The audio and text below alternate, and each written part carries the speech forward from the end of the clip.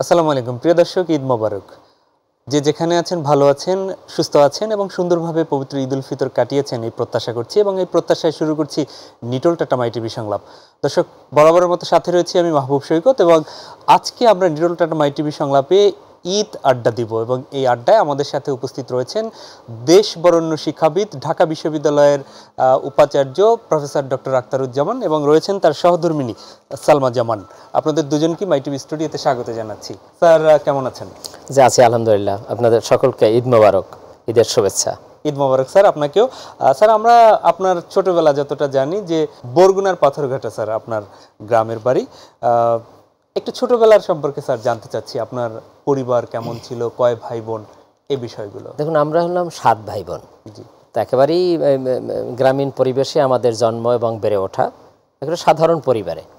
তো সেভাবেই আমরা সেই ঈদের দিনগুলো সেগুলো একটু ভিন্ন মাত্রার, ভিন্ন ধরনের ঈদ ছিল। একেবারেই গ্রামীণ পরিবেশে একটি সাধারণ পরিবারে যেভাবে ঈদ হয় সেটির একটি চিত্র আমি আপনাদেরকে বলতে পারি। যে আমাদের এটা হলো যে একটি পরিবারে সকলে খুব আনন্দ সহকারে অপেক্ষা করতে থাকে ঈদ, আগামীকালকের ঈদ। প্রস্তুতি যার যার সাধ্য মতো, কিন্তু সাধ্যের মধ্যে কতগুলো সাধারণ বৈশিষ্ট্য ছিল, সেটি গ্রামের সকলের মধ্যেই। সেটি বোধহয় এখন আমাদের লেখাও দরকার যে কী ছিল। আমাদের যেমন খাদ্যের মধ্যে কি তৈরি হতো, তার মধ্যে একটি থাকতো মলিদা, একটি থাকতো সেমাই, আর কখনো থাকতো একটি সিন্নি। মলিদাটা আমার ওয়াইফও মাঝে মাঝে বানায়, কারণ সেও এই স্মৃতি তার আছে। আমরা এটা ম্যাডামের কাছ থেকে জানবো, তার কাছ থেকে জানতে পারবেন ভালো, সে নিজে বানায় এখনো। তারপরে আর হলো একটি শরবত। এটি একটা বড় পরিবর্তন কিন্তু এখন ঘটে গেছে।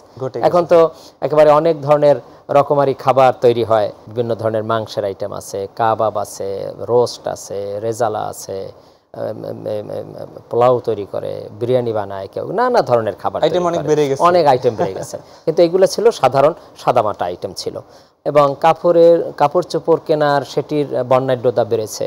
আমাদের সময় খুবই সরলভাবে ছিল। একটি হয়তো কারোর জন্য একটি শার্ট, কারোর জন্য একটা গেঞ্জি, কারোর জন্য একটা লুঙ্গি, কারোর জন্য একটি প্যান্ট, কারোর জন্য একটি গামছা, এই ধরনের নানা ধরনের গ্রামীণ সাধারণ, বা কারোর জন্য একটা শাড়ি, এই ধরনের এক একটা আইটেমের মধ্যেই সকলে যার যার সাধ্য। ম্যাডাম, আপনার কাছে আসতে চাই, সেটি হচ্ছে ভালো আছেন তো আপনি? ঈদ মোবারক। আলহামদুলিল্লাহ, ঈদ মোবারক। অনেক ধন্যবাদ। আপনার ছোটবেলা সম্পর্কে একটু জানতে চাচ্ছি, কোথায় বড় হয়েছেন, কয় ভাই বোন ছিল? আমরা অনেক ভাই বোন ছিলাম, প্রায় 12-র মতো। তো ছোটবেলা বড় হয়েছি একদম গ্রাম, সেটা হলো মঠবাড়িয়া থানার গুলশাখালী ইউনিয়নের একটি গ্রাম, টিয়ারখালী গ্রামে। পিরোজপুর হলো আমার জেলা। হ্যাঁ, তো মা বাবার সাথেই তো বড় হয়ে ওঠা। আসলে ছোটবেলায় ঈদটা খুবই মজার ছিল। আমরা মূলত একটি রাজনৈতিক পরিবার থেকেই বেড়ে ওঠা, তো যার কারণে অনেক লোকজন নিয়েই আমাদের বেড়ে ওঠা, মানে পারিবারিকভাবে প্রচুর লোকজন নিয়ে। আর আমি তো ভাই বোনের মধ্যে 10 নম্বর, যার কারণে আমাদের ঈদটা অনেক আনন্দের হতো। আর আমাদের পরিবারটা মূলত মাতৃতান্ত্রিক পরিবার ছিল। মা সব ম্যানেজ করতেন। তো ঈদে আসলে সেই আনন্দ আসলে বলার নয়। সবে কদর থেকেই মূলত আমাদের মধ্যে যে একটা ঈদ কবে ঈদ আর কয়টা রোজা আছে এটা আমরা দেখতাম। তো কোনো ভাই বোন দেখা যেত যে কেউ একটা খেলনা কিনে দিল, কেউ একটা মালা কিনে দিল, কেউ নেল পলিশ নিয়ে আসলো, খুব ভালো লাগতো। একটা গল্প অনেকের বলে থাকেন যে জামা কাপড় যেগুলো নিয়ে আসতো কিন্তু সেইগুলো অনেক সময় লুকিয়ে রাখতো, কেউ দেখে ফেললে ঈদ চলে যায়, এরকম কি বিষয়গুলো? অবশ্যই জামাটা যেন কেউ না দেখে, কোনোটাই যেন কেউ না দেখে, সেই আগ্রহটা তো থাকতোই। ওই আগ্রহটা থাকতো অবশ্যই। নিশ্চয়ই তারপরের গল্পগুলো শুনবো। একটু স্যারের কাছ থেকে ঘুরে আসতে চাই। স্যার, ঈদের একটা পর্বের বিষয় বিশেষ থাকে, তা হচ্ছে যে ঈদ জামাতে যাওয়া। এখন আমরা হয়তো বা মসজিদে নামাজ অনেকটা হয়ে গেছে, তখন নিশ্চয়ই এরকম ছিল না স্যার? একেবারেই না। আমাদের একটু দূরে ঈদের মাঠে সেখানে যেতে হতো, ঈদের ময়দান জামাতে, সেখানে নামাজ পড়া হতো। ঈদগাহ একটা বৈশিষ্ট্য ছিল, সেটি বোধহয় এখন খুব স্মরণীয়। সেটি হলো যারা রোজা রাখতো না, যারা নামাজ পড়তো না, ওদিন তাদের অনেকের বিচার করতো। তো এটি এবার সমাজের মধ্যে ওখানে অনেকে প্রতিবাদও করতো যে এটি কেন, কিন্তু ঈদগাহতে সবাই যাইতো। তো ফলে ওই দিন চিহ্নিত করা হতো যে কোন বাড়ির কে এবার রোজা থাকেনি, সেই বিষয়গুলো অনেক সময় একটা অপ্রীতিকর ঘটনা। এটা আমাদের তখনই পছন্দ হতো না, যে এটা তো হতে পারে না সমাজে। সেটি এখন মানুষ অনেক মানুষের মধ্যে এখন অনেক মানবিক গুণ, একটা ভালো মূল্যবোধের বহিঃপ্রকাশ ঘটছে, কিন্তু কোথাও কোথাও এই ধরনের একটু উগ্র মতবাদের বহিঃপ্রকাশ কখনো কখনো দেখা যেত। কিন্তু একই সঙ্গে সমাজের অন্যান্য যারা থাকতো গ্রামের, সকলে আবার বসে বলতো না এটা নিয়ে প্রশ্ন করলে এখানে তোলা যাবে না, ইত্যাদি ইত্যাদি, এগুলো পরে বিচার হবে, আজকে নামাজে আসছি, এই ধরনের বিষয়গুলো ছিল। ময়দানে এই কোলাকুলি সেটি হতো, তখন আমন্ত্রণ জানানো হতো, কিন্তু বাড়িতে আয়োজন কিন্তু সাদামাটা, তারপর ওই আন্তরিকতার কোনো ঘাটতি ছিল না। অত্যন্ত সদিচ্ছা আন্তরিকভাবে একজন অন্যজনকে দাওয়াত দেওয়া, আমন্ত্রণ জানানো বাড়িতে, এবং এবারই ও বাড়ি ঘুরেফেরা, সেটিই ছিল একটি প্রধান আকর্ষণ। কাদা রাস্তা, কাঁচা রাস্তা, বৃষ্টির দিনে একটু অসুবিধা হতো, অপেক্ষায় থাকতাম বৃষ্টি কখন থামবে, তখনই অন্য বাড়িতে অন্য ঘরে মানুষের সাথে দেখা করা, তাদের বাড়িতে কিছু বসে অল্প একটু সময় বসে কিছু একটা খাওয়া এবং সালাম করা, এবং তার বিনিময়ে আবার কিছু সালামি যে বিষয়টা, ঈদি পাওয়া, 2 টাকা 5 টাকা 10 টাকা সর্বোচ্চ এরকম হয়তো পাওয়া যেত। কিন্তু এই ধরনের আত্মীয় স্বজনরা সেই বিষয়গুলো করতে, এগুলো সকলের মধ্যে আনন্দ এনে দিত। সালামির টাকাটা সবাই জমা করতাম, এটি যে কত টাকা জমা হলো, কতটুকু পয়সা ছিল যেগুলো মাটির ব্যাংকে রেখে দেওয়া, মাটির যে ব্যাংক থাকতো সেখানে সংরক্ষণ করত। কেউ হয়তো বা অন্যভাবে নিজের ছোট্ট একটি তহবিল, কোনো একটি ক্ষতি, সেই ক্ষতির মধ্যে সেটি রেখে দিত, অথবা এর মা বাবার কাছে রেখে দিতাম যে আমি এই কয় টাকা পেলাম, আমার এই টাকাটা রেখে দাও, এবং তারা আবার হিসাব করে ঠিক এটা রেখে দিতেন। স্যার এই গল্পগুলো শুনবো, তবে ছোট্ট একটা বিরতি থেকে ফিরে। প্রিয় দর্শক, নিটল টাটা মাইটিভি সংলাপের পর্যায়ে নিতে হচ্ছে ছোট্ট একটা বিরতি। ফিরে এসে আশা করি ঈদ আড্ডার সাথেই পাবো আপনাদের।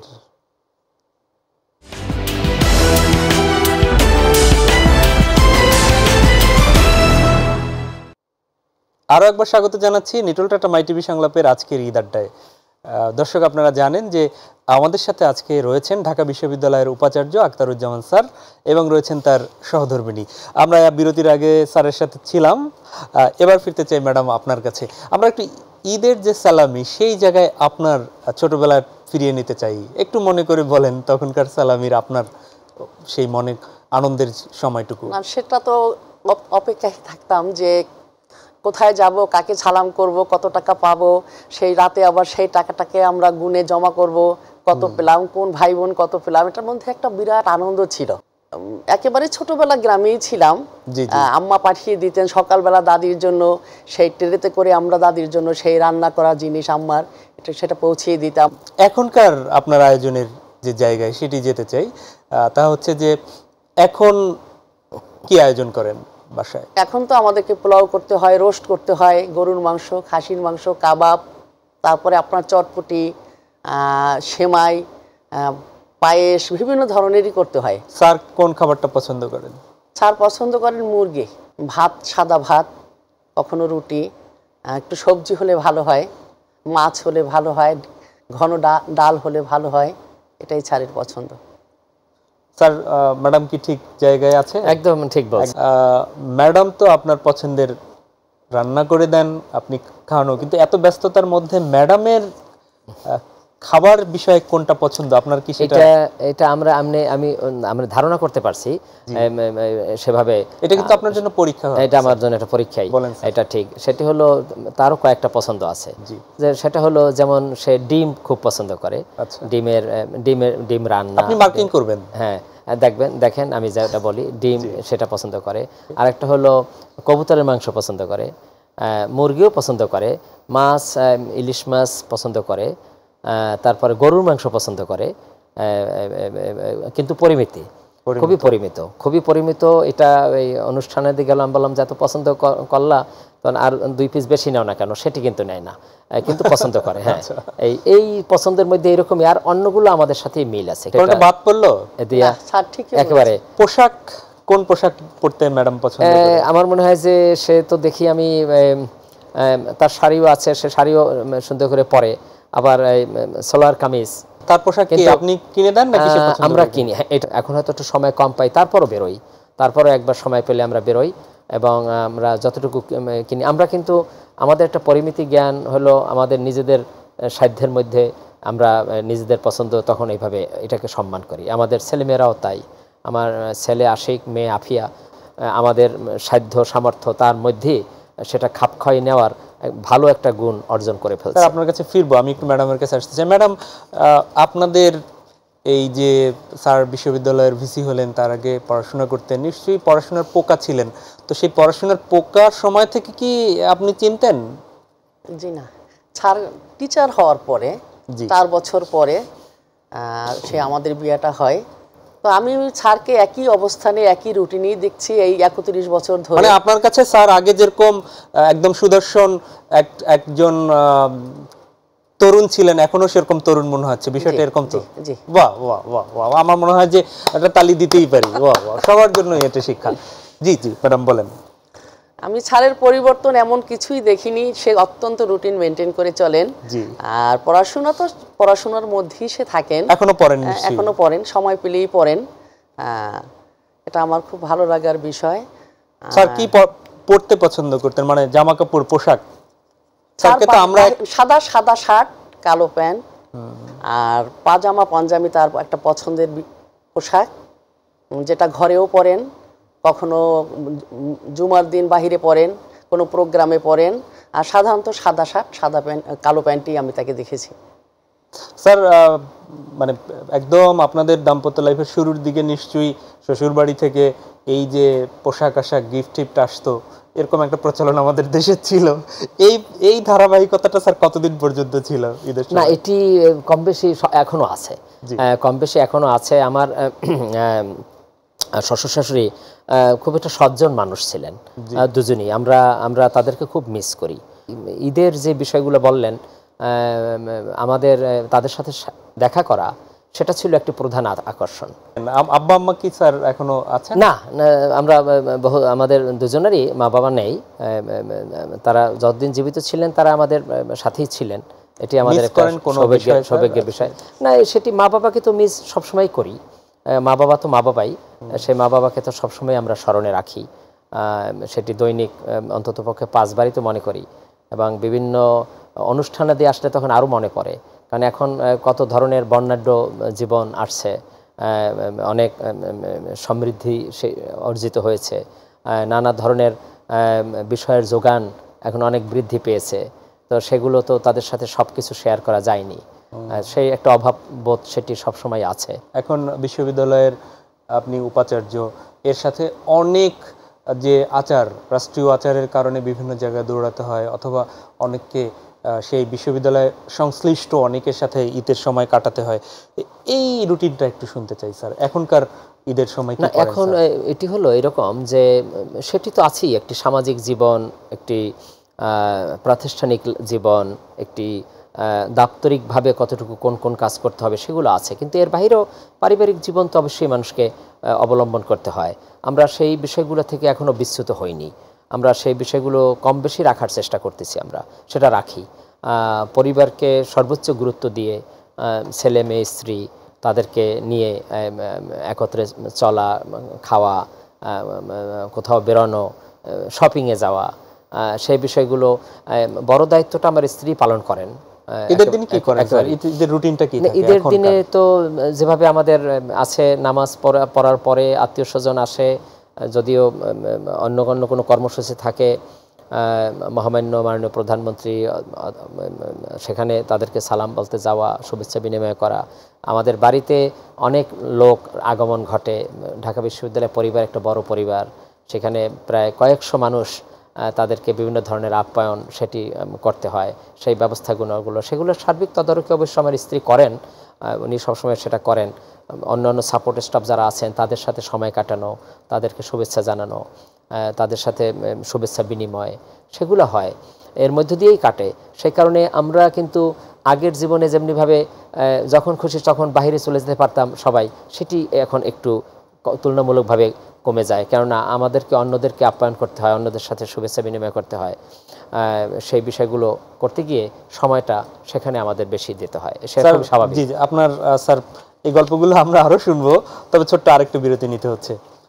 প্রিয় দর্শক, নিটোল টাটা মাইটিভি সংলাপের এই ঈদ আড্ডায় নিতে হচ্ছে ছোট্ট আরেকটা বিরতি। আগের মতো আবারও সঙ্গে চাই আপনাদের।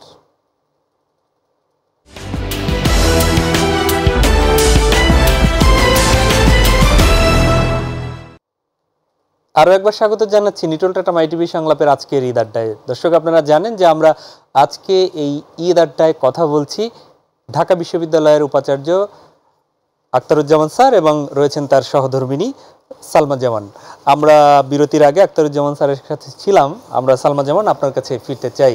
আমরা যে বিষয়টি স্যার কাছ থেকে শুনলাম, এখনকার ঈদের আপনার রুটিনটা আমরা একটু জানি। যেহেতু আমরা ক্যাম্পাসে থাকি, দেখা যায় যে সেখানে অনেক লোকজন থাকে। আমার আগেও যেভাবে ঈদ হতো, অনেক লোক আসতো সেই সকাল থেকে, এবং 3 দিন ধরে কিন্তু আমার ঘরে ঈদ হয়। আমাদের একটা সৌভাগ্য, এটা আমার স্ত্রীরও সৌভাগ্য, এবং তিনি সেটি করছেন, সবসময় করে আসছেন। সেটা আমরা যেখানে ছিলাম, এই বিশ্ববিদ্যালয়ে প্রায় 32-33 বছর আমাদের এই দাম্পত্য জীবন, এবং এই ক্যাম্পাসে থাকি। আমরা যেখানে থাকতাম, কখনো এক রুমের বাসায়, তখনও অনেক মেহমান, তারপরে বড় বড় বাড়িতে থাকলাম। এই যেটি বলতে চাচ্ছেন উনি একেবারেই সত্য। সেই রান্নাগুলো করতেন আবার নিজে।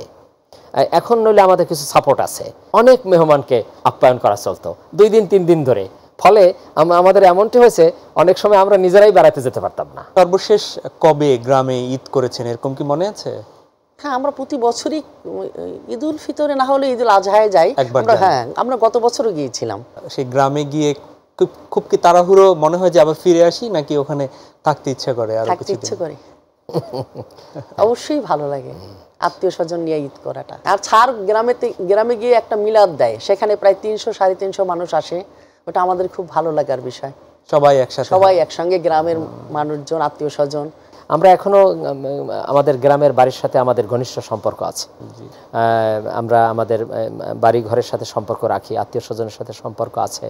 আমরা বছরে 1-2 বার আমাদের বাড়ির আত্মীয় স্বজন, পাড়া প্রতিবেশী যারা আছেন তাদের সাথে আমাদের দেখা সাক্ষাৎ হয়। আমরা অনুষ্ঠানাদি করি।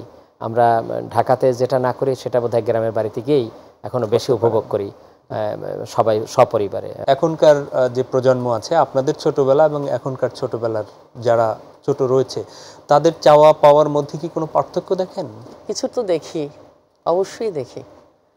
সুনির্দিষ্ট কোনো বিষয় কি ম্যাডাম বলতে পারবেন যে এইগুলো? যেমন আমরা একটা জামা পেলেই খুব খুশি হয়ে যেতাম, আর এখন দেখা যায় যে এরা একটা নয়, এটা ভালো লাগে তো এটা বিকালে পরবো, এটা সকালে পরবো, এটা পরের দিন পরবো।